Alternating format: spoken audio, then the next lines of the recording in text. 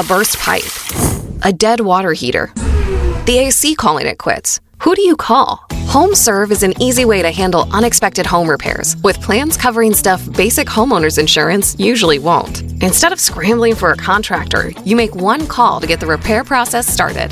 Join the millions of customers who trust HomeServe right now. Go to homeserve.com/podcast for 50% less your first year. That's homeserve.com/podcast. Savings compared to renewal price, void in Florida. The Murder Shelf Book Club contains disturbing content related to real-life crimes. Listener discretion is advised. Darkcast Network. Welcome to the dark side of podcasting. Mother's illness created the perfect opportunity for Esmeralda to take over everything in my mother's life. She became the puppet master, the one pulling the strings. She knew exactly what was going on with Mother's mental capacity. It explains why my mother, quite suddenly in April 2019, asked Mo to set up an annuity for Esmeralda. Mother had never given away her money to anyone outside of the immediate family, especially such a large sum of money. Shoot, she rarely gave money away at all, even to her favorite charities. Mother kept money close, which is why it never made sense to me when she started giving Esmeralda so much.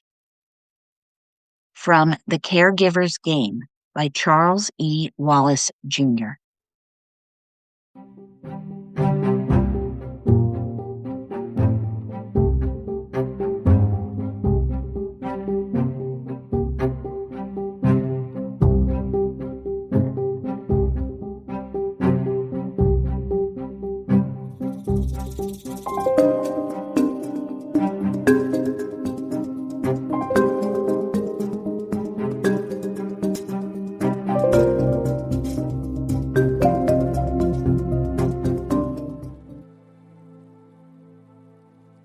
Welcome to the Murder Shelf Book Club podcast. I am your host, Jill. This is episode 170, part 3, second cast, Pseudocide, on The Caregiver's Game, Unraveling Financial Deceit in the Shadow of Dementia by Charles E. Wallace, Jr. This book is a warning to all of us.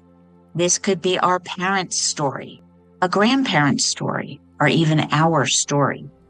Because of this trilogy has resonated deeply with many of you. Thank you for reaching out and sharing your stories with me. The elder members of our families and in society, they matter. And this topic is not being discussed enough. And I also want to take the opportunity to thank the thousands of decent, hardworking caregivers who do this difficult work and do not rip off their patients, who act with integrity, kindness, and honesty. And this story, Esmeralda's story, no way undermines their compassionate efforts and professionalism. Dementia-like diseases that rob people of cognitive function, they are affecting our boomer population, with 4% being diagnosed with dementia. For Alzheimer's, as of 2024, the statistics are as follows. So for ages 65 to 74, there's a 5% diagnosis rate. 75 to 84 have a 13.2% diagnosis rate. And ages 85 and older, they have a staggering 33.4% rate. This is why I say this story, it can affect all of us.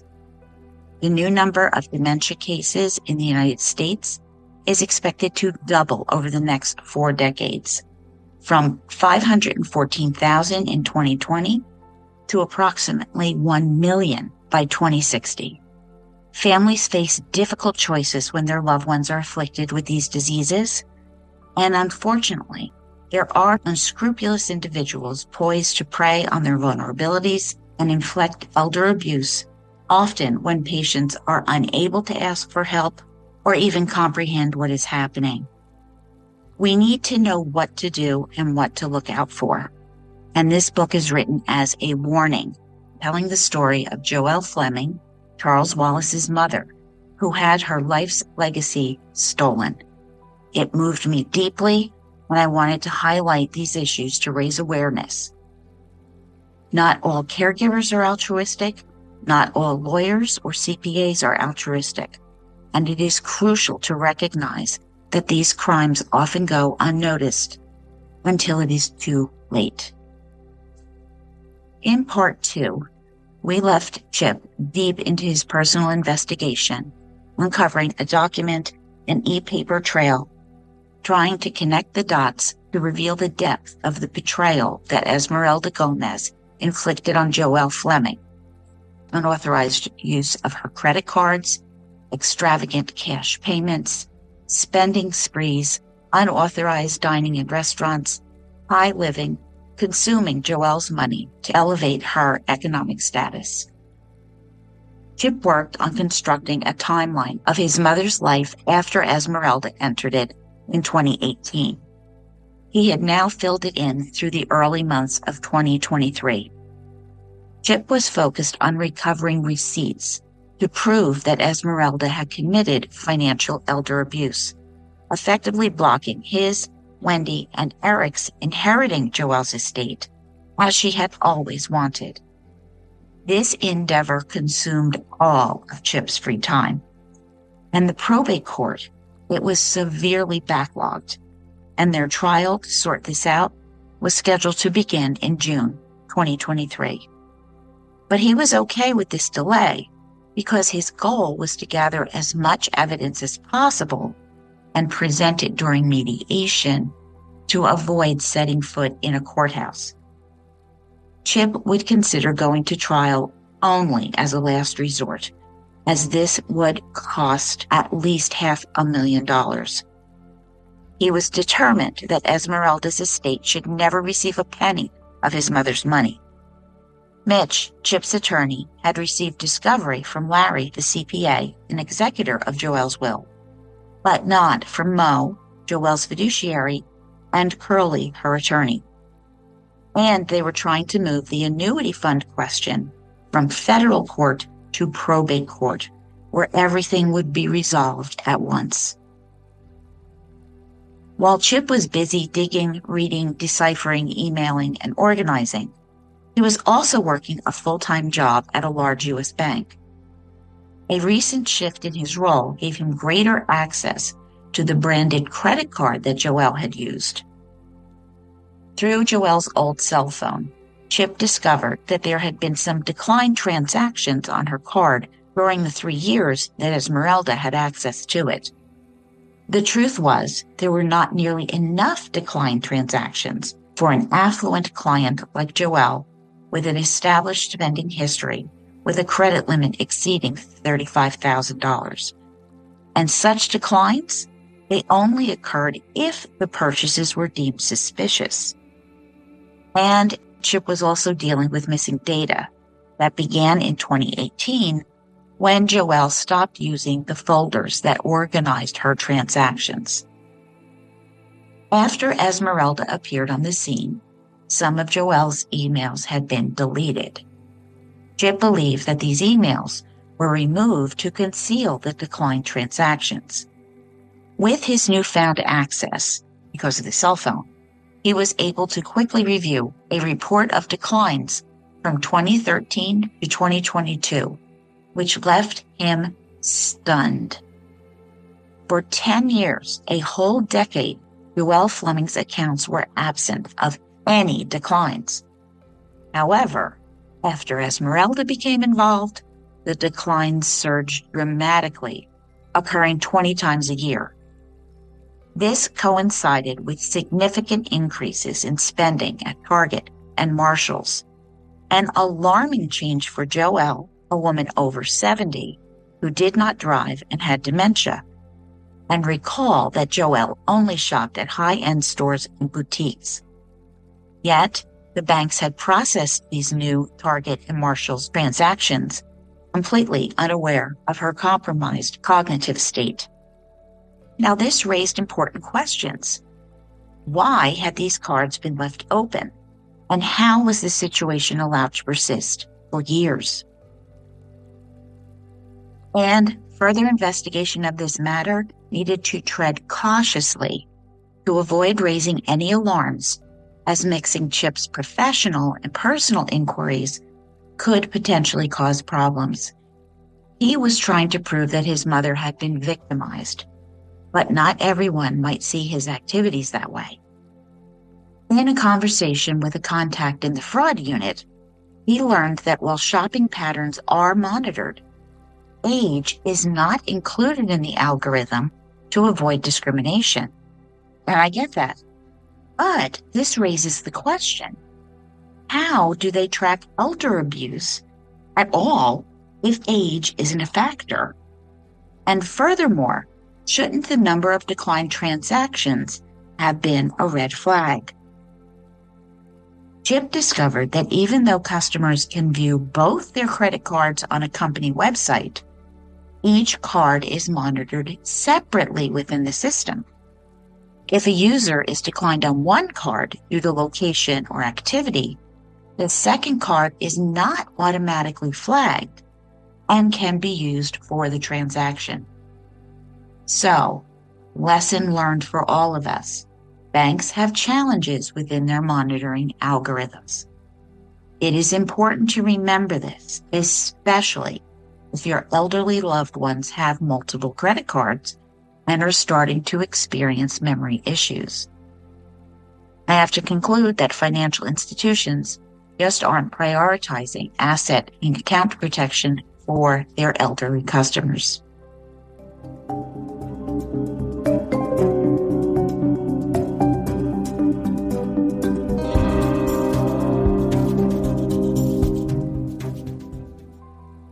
And then Mitch reached out to Chip. The FOIA request for information on the Adult Protective Services investigation had come back. Neither Chip nor Wendy had called APS. At the time, they both believed that they needed actual proof of abuse or neglect, not just suspicions, which is incorrect. But if the siblings hadn't made the report, who had? Well, it turns out that Esmeralda herself had made a significant mistake. The large checks, the advances that Larry had been writing to her, she deposited them into her personal account instead of into her business account. Personal checks with deposits over $10,000 can raise anti-money laundering red flags for banks and fraud teams. But an investigation had not happened. So again, why not? Being in banking, Chip suspects that his mother introduced Esmeralda to her banker, who subsequently opened a personal checking account for Esmeralda. It was this introduction that likely facilitated the removal of the AML, the anti-money laundering monitoring, from Esmeralda's account. And there is so much more to this story, and some of the details can be found in the book.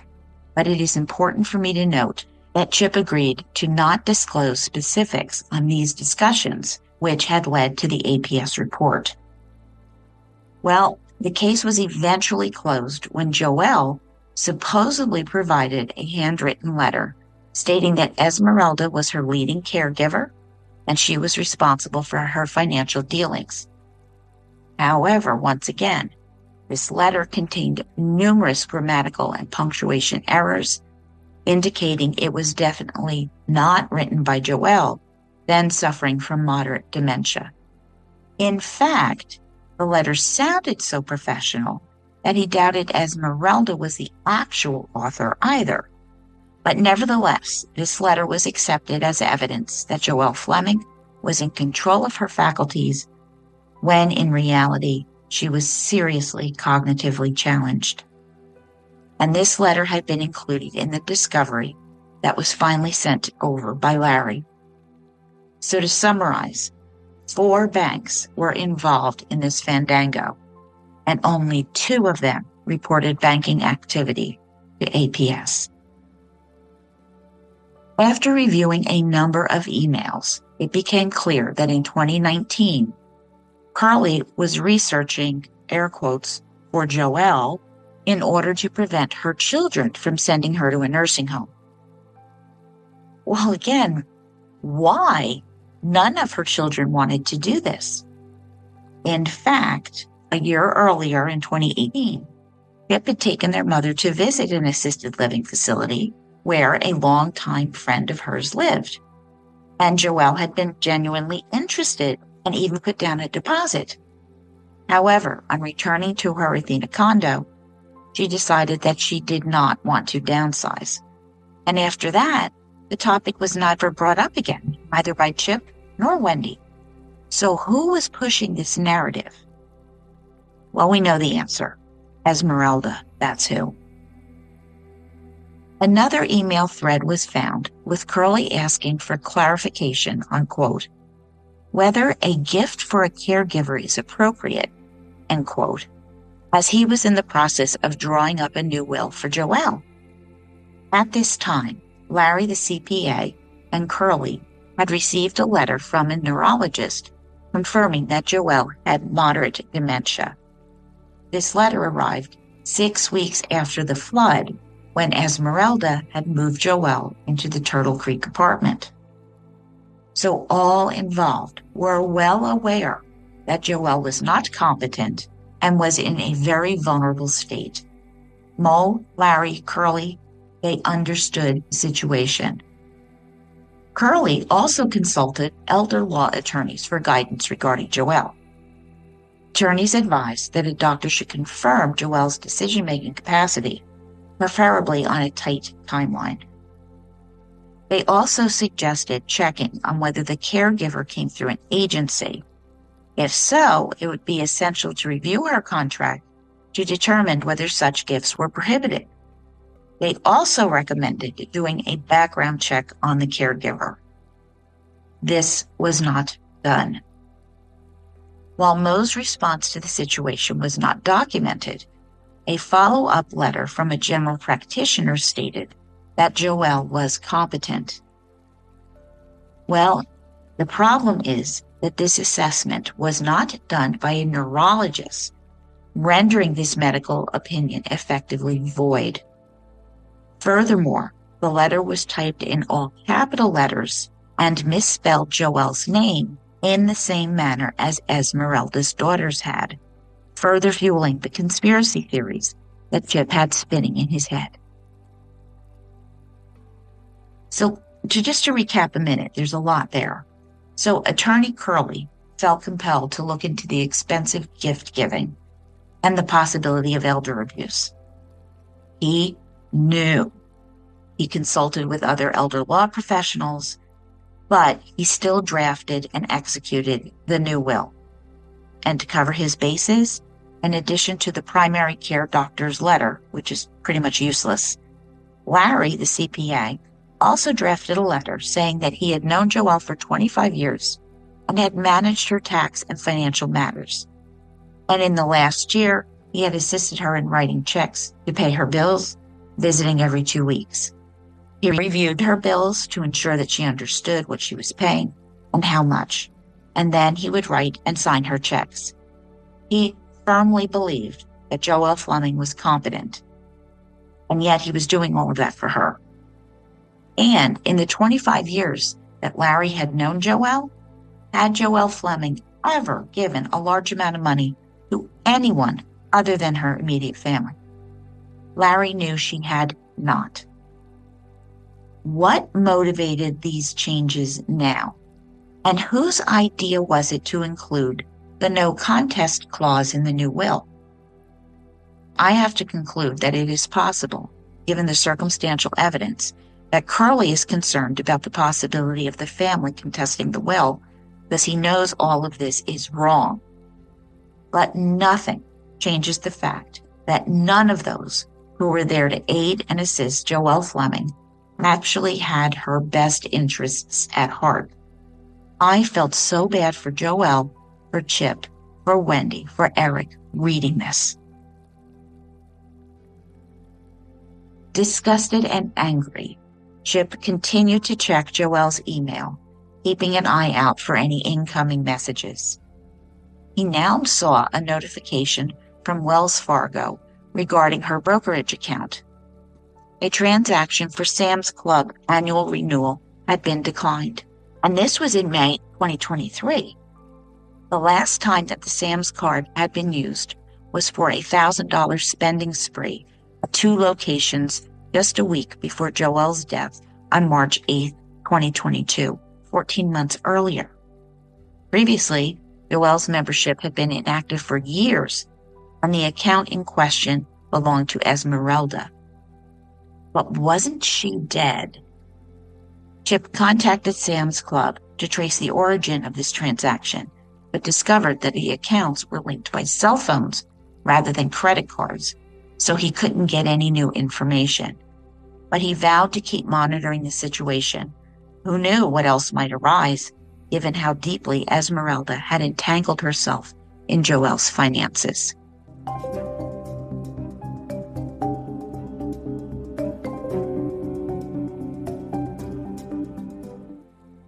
October 2023.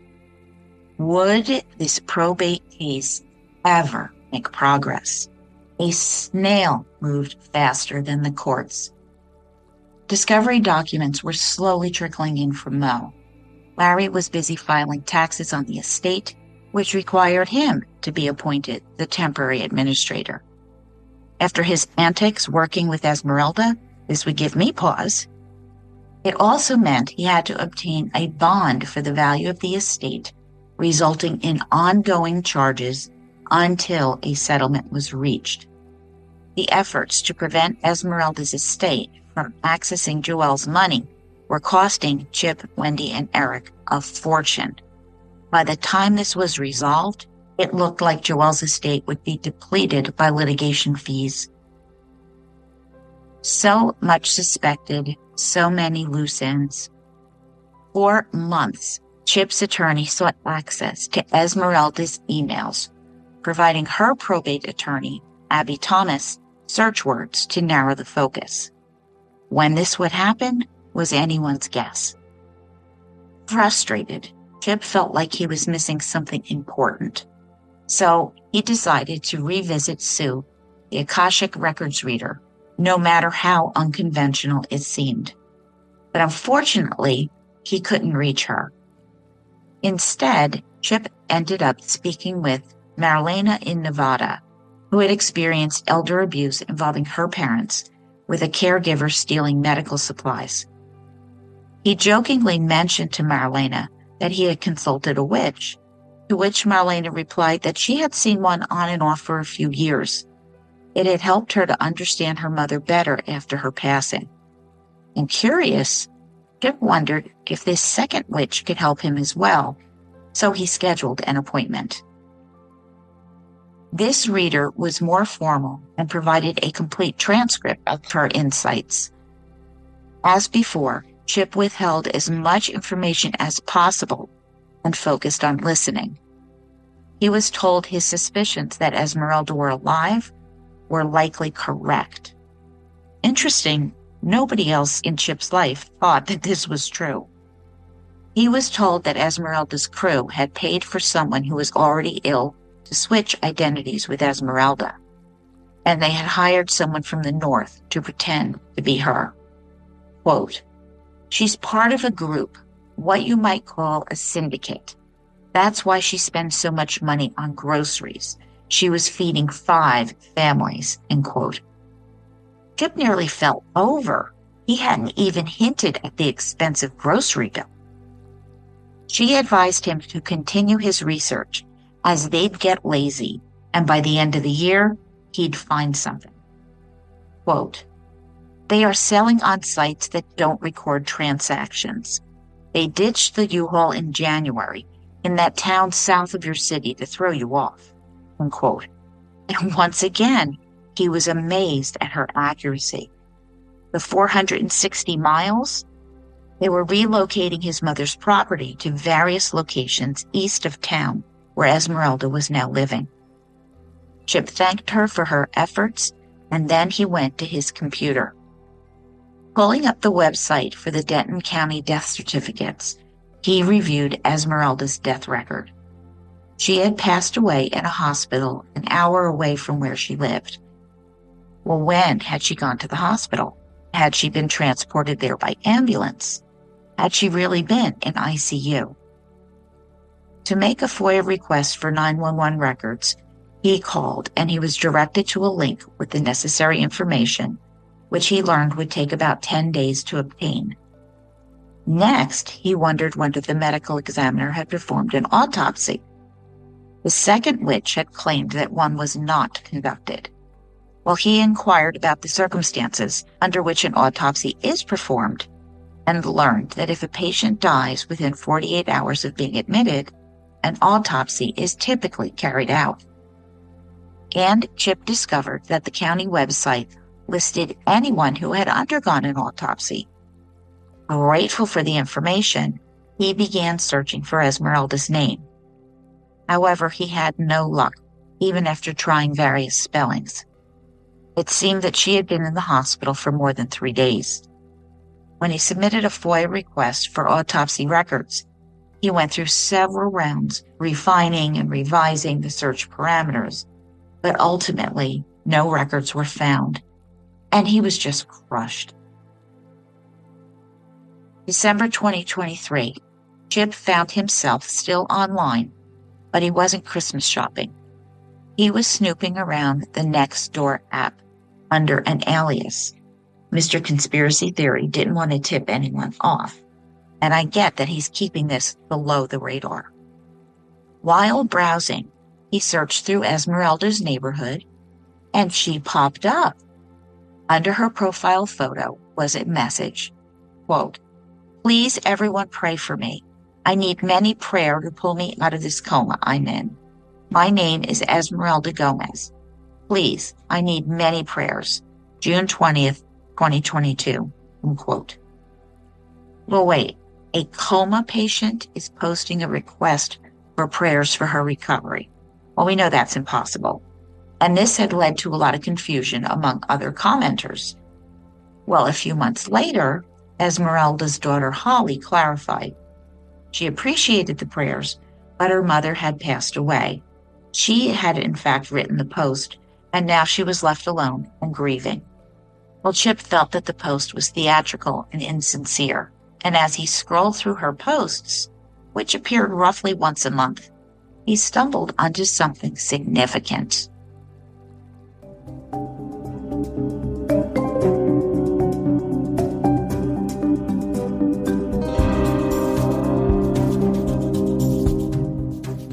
The GLP-1 pill you've been waiting for is now on Ro. Yep, it's finally here. With the same clinically proven ingredient, now in a pill, and now on Ro. It's the first FDA-approved GLP-1 pill for weight loss at the lowest price available. That's one daily GLP-1 pill for big results. Now on Ro. Go to ro.co/listen to see if you qualify. RX only. Go to ro.co/safety for serious side effects and boxed warning associated with GLP-1s. All right, listen up. The only gift that any dad wants on Father's Day is Goldbelly. Goldbelly ships the most iconic foods from the best restaurants across the country straight to his door for free. Let him kick back and chow down on award-winning barbecue from Texas, epic deep dish pizza from Chicago, or colossal pastrami sandwiches from New York. Make dad feel like an absolute legend this Father's Day and go to goldbelly.com to get 20% off your first order with promo code DAD. That's 20% off at goldbelly.com, code DAD. September 2021, which was 2 months after Joell had entered the assisted living facility. There was Joell's black china cabinet, antique tea set, a set of silver goblets, a floor vase that had come from Chip's grandmother's extra bedroom, and an old buffet cabinet that his mother had bought when Chip was in middle school. All of these items were now in Esmeralda's house. He rushed to his desk and he grabbed the photos taken from the safety deposit box, which had been taken during the renovations of the Athena condo. He matched each photo to the items listed on Nextdoor, documenting this as a significant victory. He knew it. He had known that Esmeralda hadn't donated his mother's vintage furniture. She had taken it home, and now he had the proof. But had Joell given these items to Esmeralda? All right, Chip is falling all over himself, to be fair. I think he's torturing himself unnecessarily. Joell had dementia, and she couldn't give anything to anybody. And Esmeralda had taken advantage of the situation. This is wrong. This is manipulative, if not outright theft. Esmeralda had taken advantage of Joell, and she had gotten away with it. Now, as the holidays approached, Chip emailed his attorney a document comparing his mother's belongings with those Esmeralda was selling on Nextdoor. Unfortunately, the flu hit, so he and Mitch were unable to discuss the matter until after New Year's 2024. Mitch believed that this information was significant, and he planned to update their court filing accordingly.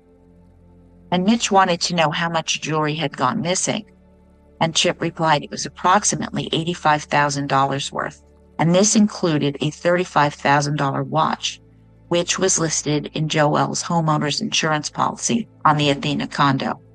And a few days later, the probate court's final draft was submitted. Now, when Chip returned to the Nextdoor site, he noticed that the daughter's account was gone. But much more savvy to the tactics at play, Chip quickly found her new account, which had a slightly different spelling of her name. As he scrolled down the page, he found information about Esmeralda and the furniture, except for the entry from September 2021 regarding the china cabinet. She had deleted it, and he couldn't help but to laugh out loud. Did she think he hadn't copied the information before going to his attorney? And why would you delete the entry unless you were guilty and hiding something? All right, so Mitch and Chip are still working to gain access to Esmeralda's email accounts.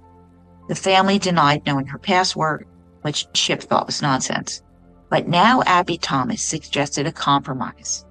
A third party would access the emails, cross-referencing the extensive list of keywords that Mitch and Chip had developed, and then the third party would provide the results. Thus, after organizing the list of keywords, 3 batches of files were sent to Chip. Initially, the results were mostly irrelevant junk. Chip did locate some purchase records for Esmeralda, paid for by Joell, and feeling vindicated, Chip noted that these purchases included things like false eyelashes, makeup in colors that did not suit Joell's complexion, and baby formula. Certainly not items that Joell would purchase. But the problem was that most of the important emails contained in the keywords, they were missing. Well, after consulting with Mitch, Chip realized that Mitch had never sent the keywords to Abby, with Mitch apologizing for the oversight. And this was actually a relief. If Esmeralda and her crew had deleted all the crucial information, that would have been a disaster. 2 weeks later, the new files were emailed to them. And while the previous files had about 500 pieces of information, this new set included 6,000 pieces, dating from 2009 to 2022, well before Joell and Esmeralda had ever met. Chip thought, this is going to be fun. Chip fervently believed that Esmeralda had a pattern of financially abusing the elderly, certainly since marrying Bob Barnhill Jr. He learned that as Bob Barnhill's caregiver, Esmeralda had been on probation for, quote, mishandling sensitive client documents, though she claimed she hadn't been properly trained, unquote. In January 2009, Esmeralda was fired as she had, quote, inappropriately used a client's, Mr. Barnhill's, personal data. At the end of her rant, she wrote, let this serve as formal notice that Bob Barnhill and I have a personal relationship that resides beyond the scope of my professional life, and he is willing and more than able to provide his rendition to both your board of directors and the Adult Protective Services, and we are looking forward to it. end quote. Chip was shocked. Fired for inappropriate behavior. She was using the inappropriate relationship as a weapon against her employer. And Chip realized that the phrase personal relationship wasn't, quote, a sign of affection, but an admission of manipulation. I couldn't believe it. The organization fires her for inappropriate behavior with a client, which she tries to deny, and then she brags about the inappropriate behavior in the same letter. What a winner, end quote. He never expected her to admit this in writing, let alone providing a blueprint. She had targeted the vulnerable, Bob being elderly and alone. She had ingratiated herself and shifted from playing a professional to a personal role, gaining control over finances to exploit their trust. These emails revealed that Esmeralda had been added to Bob Barnhill's credit card and checking account by his attorney, Catherine.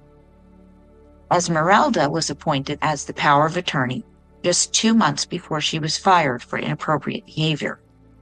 She had been controlling Bob and his assets for 2 years prior to their marriage. When Bob Barnhill passed away, Esmeralda inherited everything: the house, the contents, and a $200,000 brokerage account. She had lived in the house with her family for 4 years until a private investigator's report revealed that she ran into trouble for failing to pay her taxes. And property records indicate that the new owners paid the back taxes that were owed from 2012 to 2016. Well, of course they did. She wasn't going to spend any of her own money. As Chip continued to sift through the folders, he moved into 2019. He discovered that all of Joell Fleming's digital communications had been redirected to Esmeralda's email. Up till now, the information about the flood in the Athena condo and related insurance details had been missing. However, now Chip could piece together what had happened. The insurance adjuster's report and photographs of the damage, items that neither Chip nor his siblings had ever seen before, were included. And the damage was not severe enough to necessitate Joell's move to the Turtle Creek apartment. It became clear that she had been manipulated into leaving behind her beloved Athena condo, relocating to the apartment, which would leave Joell very isolated. Once you see, you cannot unsee. Esmeralda's modus operandi was clear. As she controlled, isolated, and dominated Bob Barnhill, taking his assets, Esmeralda attempted the same tactics with Tracy's mother. However, this time, Tracy was vigilant and kept a close watch on the situation. Failing here, Esmeralda targeted Joell Fleming, whose immediate family were not living in Texas. Whenever she encountered resistance, Esmeralda discredited the family and manipulated those who were supposed to protect their clients' interests. It is just despicable. Chip discovered references to additional storage units that confirmed his suspicions. His mother's belongings had initially been stored in the first unit, which Larry had shown him was nearly empty, but they had been moved to a secondary unit, leaving Chip furious. He also found evidence that Esmeralda had signed a contract to purchase a house in Stratman, a rural, secluded town. He had never heard of it before, and it was located an hour south of Esmeralda's home. And to reach this house, one had to pass through Corsicana, right by the spot Esmeralda had dropped off the U-Haul with his mother's belongings on January 4th, 2022. He was connecting the dots.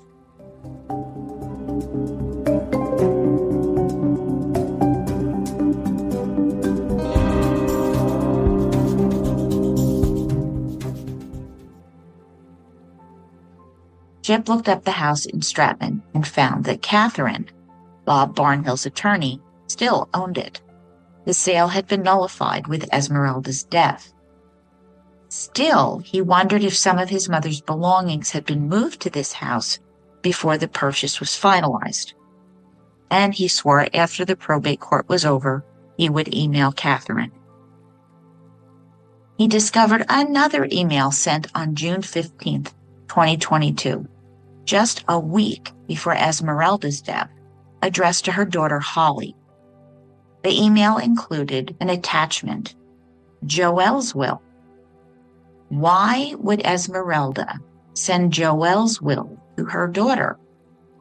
And, importantly, Joell's will contained a clause stating that any beneficiary must live for 90 days after the death of Joell Fleming. That time constraint would have ended on June 6th.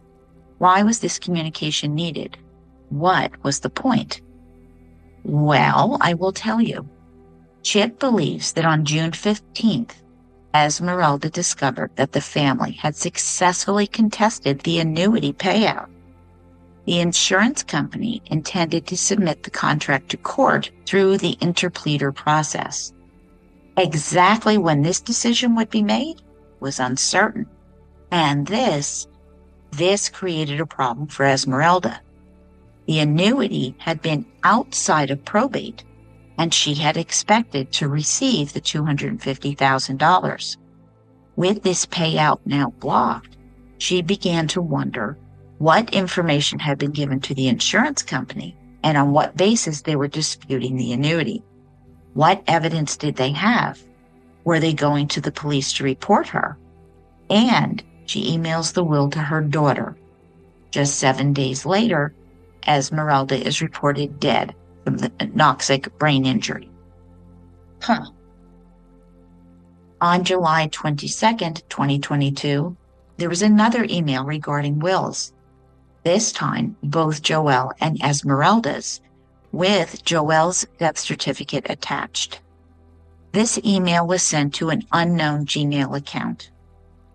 Well, why were these documents being sent to some unknown person? But unfortunately, this investigation came to a dead end. But then, on August 1st, 2022, an email was sent from Esmeralda's account to Holly's, referencing the initiation of utility services at the Stratman house. But wait, this house was still owned by Catherine. Who lets you start turning on utilities before the closing? And if you're turning on utilities, might you be allowed to store furniture? Now, Holly reached out to Larry, and she's pleading for financial assistance, but Larry declined the request. All of these happenings fed Chip's belief had Esmeralda faked her death. Was her new identity the unknown email recipient? Well, while Chip continued reviewing emails and trying to connect dots, Mitch was collaborating with a forensic psychiatrist to gather as many of Joell's medical records as possible.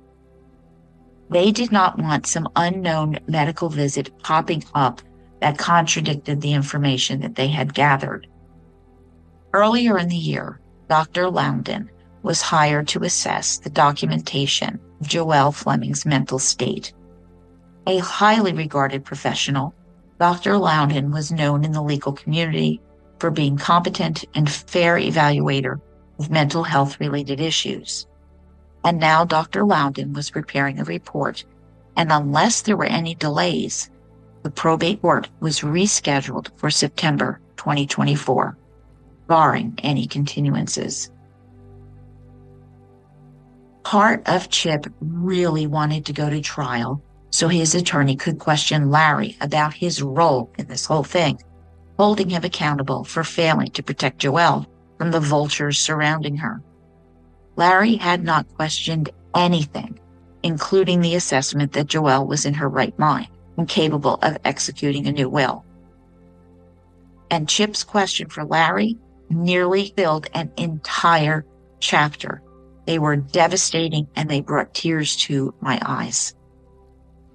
In August 2024, so we're like a month out, discussions between attorneys shifted towards settlement, which coincided with the completion of Dr. Loudon's forensic psychiatric report on Joell. Now, remember, Chip had never fully understood how dementia manifested. He believed it only caused memory loss. However, reading Dr. Loudon's report, he was shocked by the severity of the situation. In early 2019, he had not comprehended that Joell's cognitive abilities had declined to the point where she was vulnerable. Dr. Loudon concluded that, quote, due to her significant cognitive impairment, the mother did not have the contractual capacity when she was alleged to have executed the document naming Esmeralda as her beneficiary of her nationwide annuity, end quote. Joell was not competent when she allegedly signed those documents.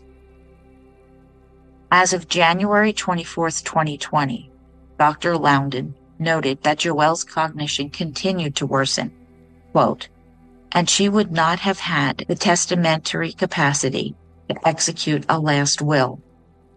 During these times, she would have been highly susceptible to undue influence by others, end quote.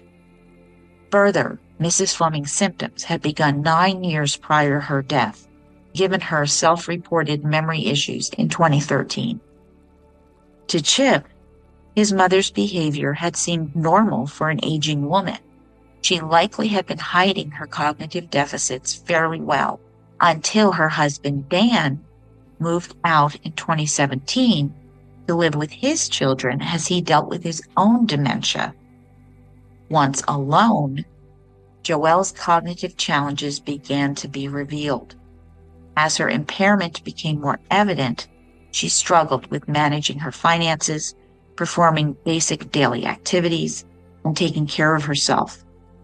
In the late summer 2018, Wendy asked Larry to help her mother pay her bills and monitor her accounts for any unusual spending.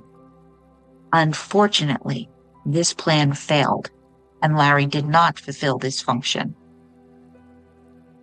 Based on Joell's test scores from October 2018 to February 2019, she was, quote, in late moderate to early severe stages of a multifactorial dementia, unquote.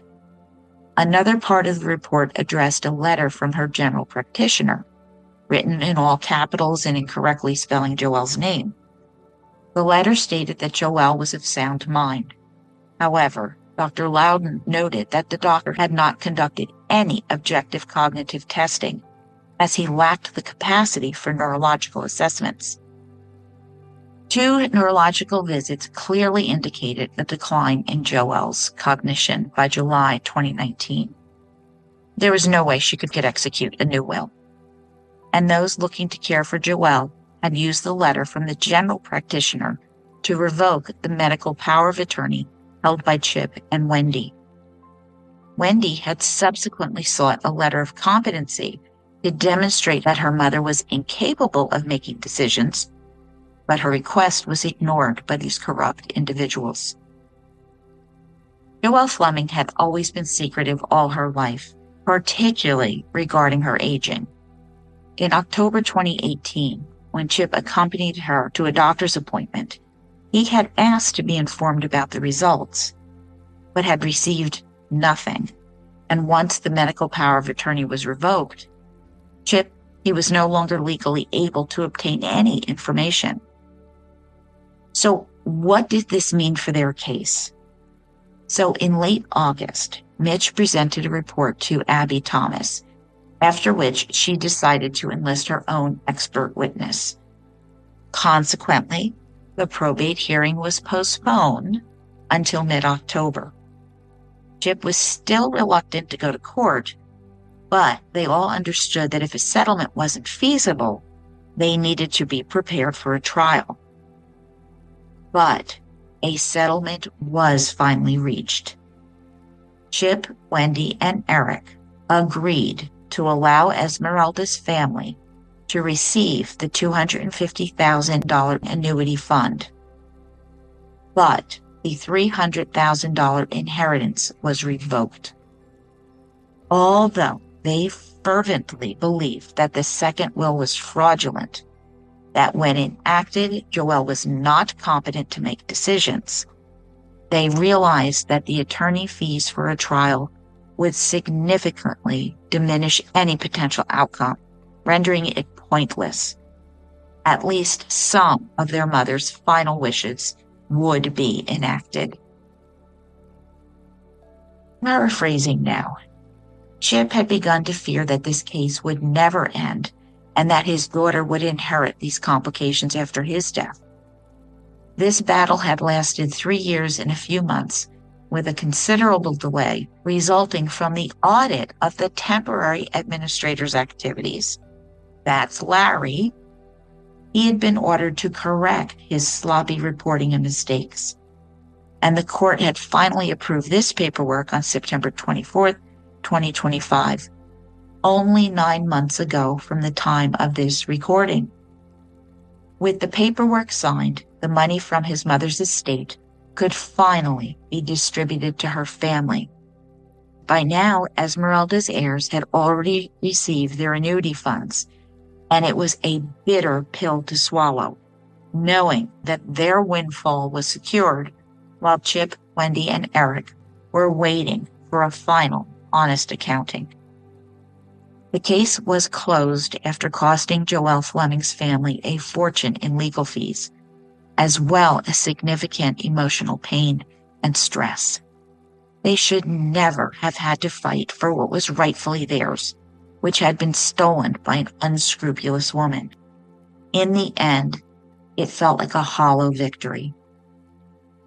Quote, "We stopped Esmeralda's final grasp at mother's wealth, but we couldn't stop her initial theft, nor could we change the fact that her estate still walked away with a significant sum.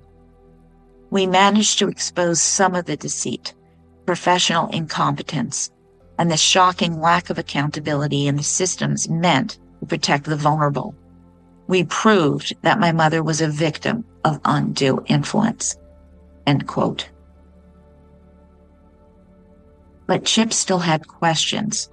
Quote, "Those that remained forever suspended between fact and devastating conjecture. And then there's one lingering thought I can't let go of. Esmeralda might have faked her death." End quote. Had she? Had she really? Well, do people actually do this? So I did some research. And while precise statistics are hard to come by, largely because successful cases go unnoticed, experts estimate that several hundred people attempt to fake their own deaths each year. Investigator Stephen Rambam, director of an investigative agency, Pelorium Inc., who specializes in finding missing people, reported investigating over 800 death fraud cases in a 40-year career. The most common motivation for pseudocide, that is staging one's own death, is to avoid financial ruin, or to start a new life, or to avoid some unpleasant legal consequence. Most of these attempts fail, as investigators typically uncover the deception through thorough investigations into missing person cases. In 2016, the Coalition Against Fraud, CAIF, an alliance of consumer groups, insurance companies, and government agencies, conducted a survey in which insurance companies were asked if the faking a death problem was slight, moderate, or severe. Quote, "Fake death fell into the moderate category. We are seeing a fair number of them," end quote, stated Executive Director of CAIF, Dennis J., speaking to CBS News. So pseudocide is not rare, nor is it rampant. So Chip is not crazy to consider this, not when we're thinking of a very able, conniving con woman.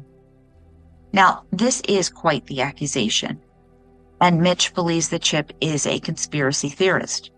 I had to stop and say, does Chip have any evidence to support this claim?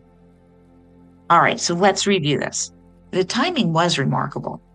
September 12th, 2021, Chip discovered that Esmeralda left his mother's apartment and was driving to Medical City, which is at least 40 minutes out of her way. And her email to Larry confirms this.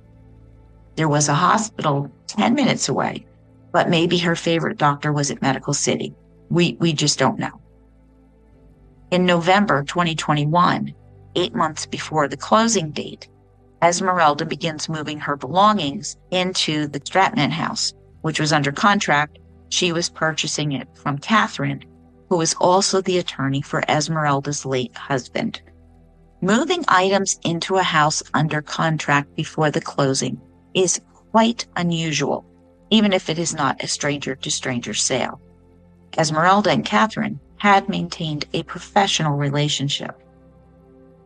Now, Chip firmly states that he does not believe that Catherine was involved in any kind of scheme whatsoever. She was just under the influence of a really good con woman. Okay, Esmeralda executes her will in January 2022, which Catherine also handled. A little foreshadowing there. But to be fair, Esmeralda is in her early 70s, so it is reasonable for her to go and get her affairs in order. You just don't know. On June 15th, 2022, Chip and the family stopped the annuity payment. And the next day, Esmeralda mailed copies of her and Joell's will to her daughter. A week later, Esmeralda dies at the hospital located an hour north of her home, exactly 106 days after Joell's death, which met the 90-day requirement for inheritance. Chip found no public obituary, which does happen in about 10% of cases. And her death does seem like a very convenient way to end the legal battle, which ironically wound up going on for another 3 years. Esmeralda was cremated soon after death, which eliminated any possibility of exhumation or further investigation. This led Chip to wonder whether Esmeralda had actually been cremated. All right, now this sounds like a crazy idea, but he decided to call the crematorium to ask if they weighed bodies prior to the cremation process. And without hesitation, they confirmed that they did, and Esmeralda's body weighed about 200 pounds or 91 kilograms. Now, Chip had not seen Esmeralda recently, but he recalled that she weighed much less, like 125 to 130 pounds, or roughly 58 kilograms. Now, this is a significant weight difference, and it raised suspicions in his mind. Had she just gained a lot of weight before she died? Well, while it was possible, Chip did not buy it, with this fueling the idea that the body cremated was not Esmeralda's. Continuing to examine documents, this was when Chip discovered approximately a month later, Joell and Esmeralda's death certificates were mailed to the mysterious unknown Gmail account, and the initials of this email address matched those of Esmeralda and her boyfriend. This email address never again appeared in the gazillion documents that Chip had obtained. And a week later after this, on August 1st, 2022, the documents to turn on the utilities at the house that was still under contract and still owned by Catherine were emailed from Esmeralda's account to her daughters. Okay, it is weird. Analyzing further, Chip believes that Esmeralda fully expected to receive the annuity payment, even if he and his siblings were able to block her from receiving the $300,000 from the estate. However, she underestimated them. When they successfully blocked the annuity payment through the interpleader process, her plan was undermined.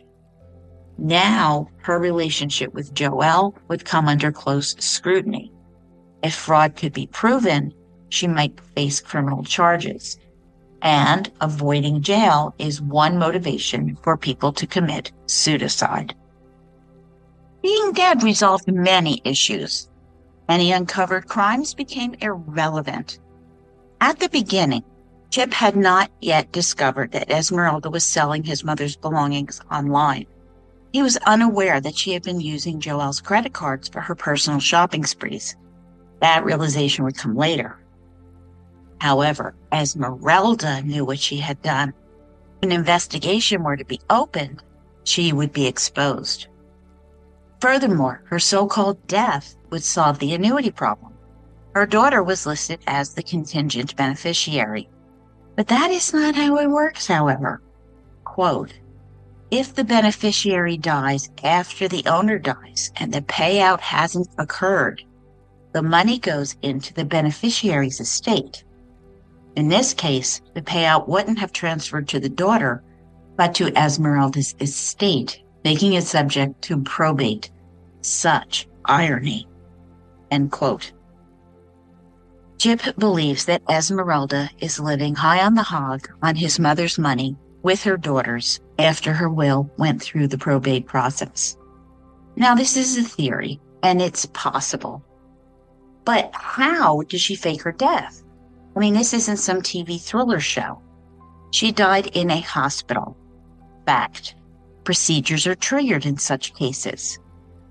But keep in mind that over 3 years, Esmeralda had received $900,000 in salary, plus additional resources like the advances, the credit cards, a Lexus, along with $85,000 in missing jewelry.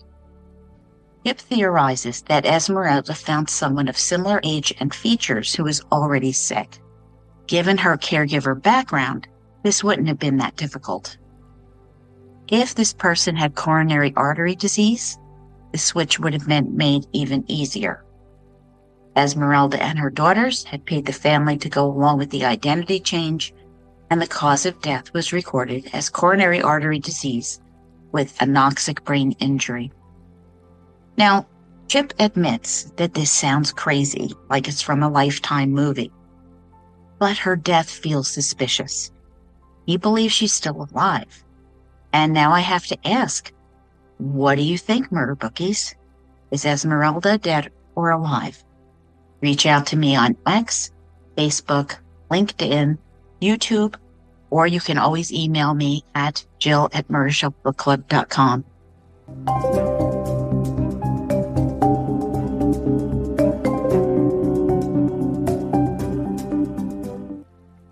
Now, Chip also offers an incredibly substantial chapter on safeguarding your loved ones from potentially devastating vulnerabilities such as this.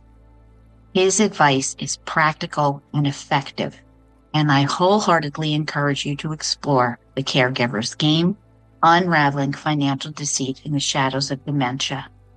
It is a must-read for anyone interested in this crucial topic. And thank you for your attention to this important matter. I genuinely hope that those of you who needed to hear this morning will take it to heart.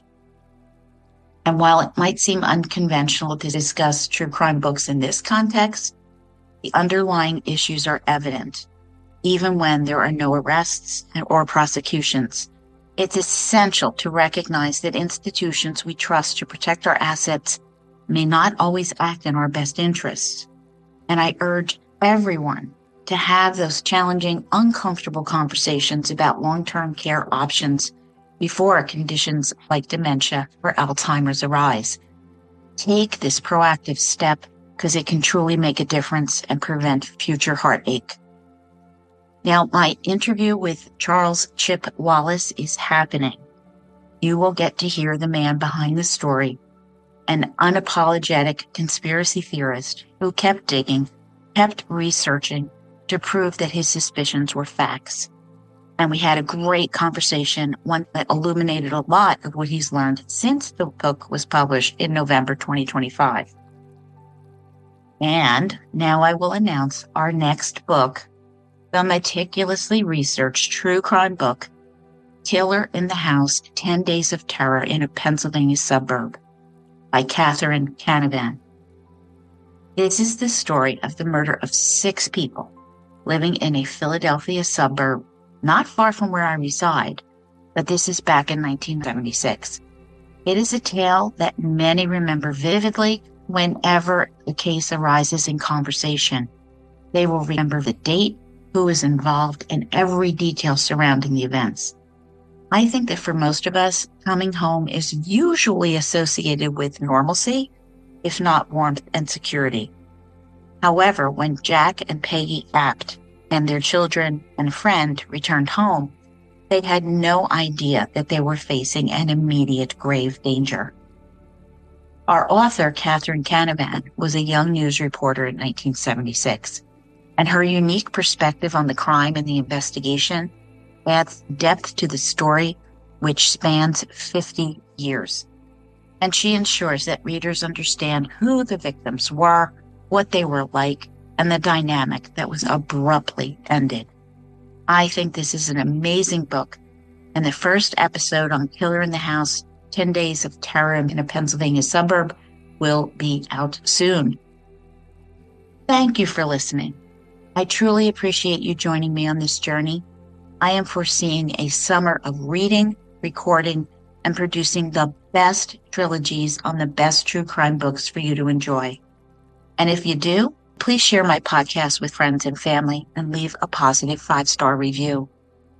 My sources, photographs, recipe, and drink information are on my blog at www.murdershelfbookclub.com, May 2026.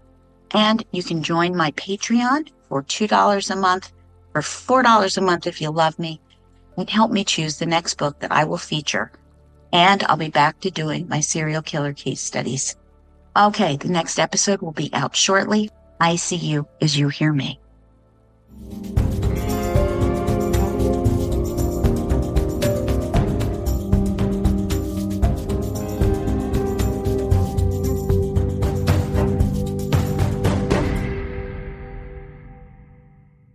Written and produced by Jill, all rights reserved.